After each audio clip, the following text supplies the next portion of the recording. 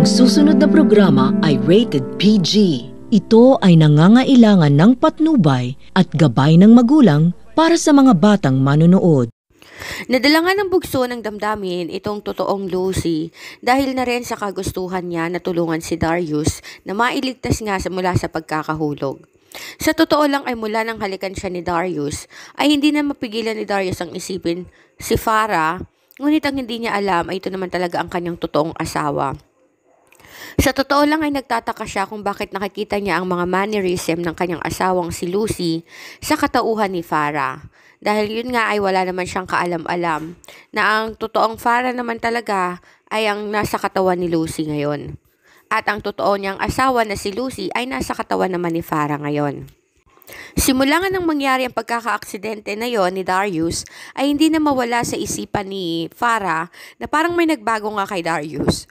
Sa totoo lang ay nakita naman talaga ni Darius ang mga pag-uugali ni Lucy kay Farah gaya na lamang na ang pag-aalaga sa kanyang nanay at ang pakikipag-usap sa mga halaman.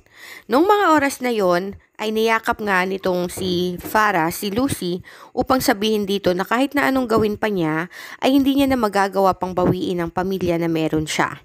Ngunit ayon nga sa totoong Lucy ay gagawin niya ang lahat upang maibalik sa dati ang kanyang pamilya.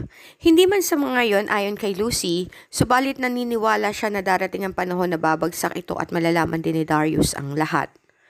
Pangiti-ngiti lang si Lucy nung mga oras na yon, subalit sa totoo lang ay nanggigil siya at gusto niya rin talagang sabunutan itong si Farah.